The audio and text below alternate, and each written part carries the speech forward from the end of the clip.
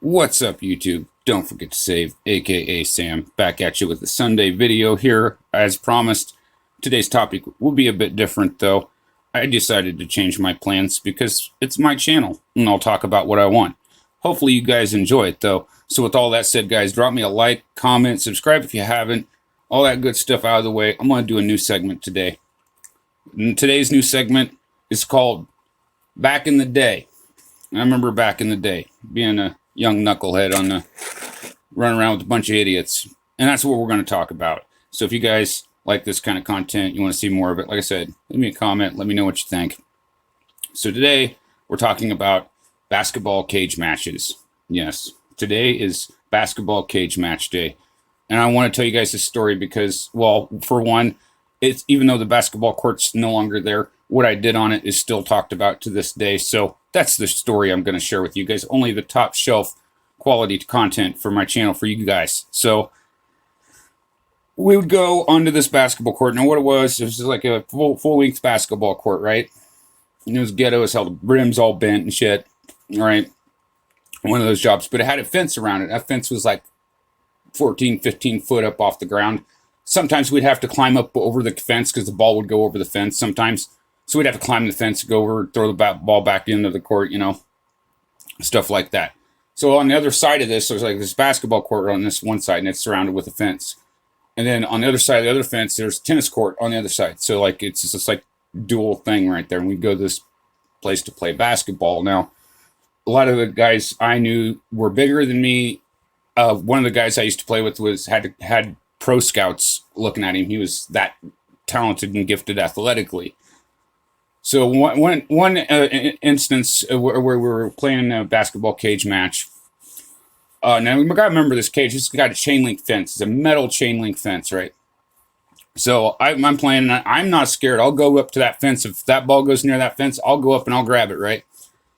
So I do that a couple times. I eat the fence a couple times. And back then, I'm gonna be honest with you guys, I was in shape. And I could eat a chain link metal fence by somebody 100 pounds heavier than me. I could just shake it off and keep going, right?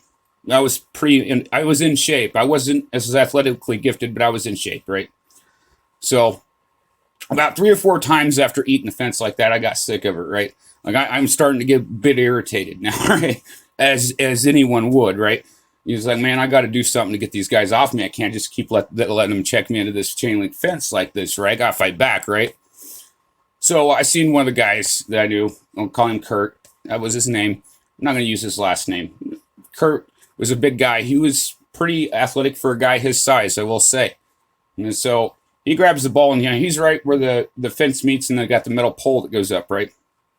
I said, oh, hell yes. I'm going to spear this guy right into this pole, right?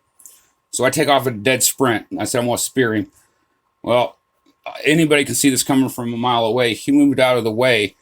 And I plowed head first into this metal pole. And when I did it, it rang all the way up. They said all I could hear was my ears ringing. I laid on the ground for about 5 minutes or so. Now, they thought I was dead. They thought, Sam's dead. We killed Sam. Like, this is actually what was said. You know, they thought I was dead. They didn't think I was going to get back up, right? So, that's part one of the story here. So going on with part 2 of the story, you guys figure, all right, Sam, this is the part of the story where you went and you got medical attention and all that. If you guys actually thought that, I want you guys to give me a set of 10 and take Wheezy with you. All right? Because Sam did not go seek medical attention. What Sam did is Sam got back up off the ground. And once Sam got back up off the ground, he wasn't happy. And I did finish that game. I did finish that game. And you know what? Not only did I finish that game, but I won that game against guys that were bigger than me, against guys that were more athletic than me, after having my brain scrambled, okay? After having my brain scrambled, I finished that game. And yes, at the end of the game, I gave everybody the double middle finger for screwing with me, for being the small guy of the group. And I collapsed onto the court, after which everybody had to watch over me. They made sure I didn't fall asleep because I was severely concussed. So this is stupid stuff that I did as when I was younger. We did this for fun. this is stuff I used to do for fun, and it was how we earned respect when we was younger with the guys I used to run with. It was dumb on hindsight. It was dumb on my end, but it just gives you a show of my character. I will pick myself back up and I will finish the game no matter how badly I'm injured. So, with all that, guys said, never give up.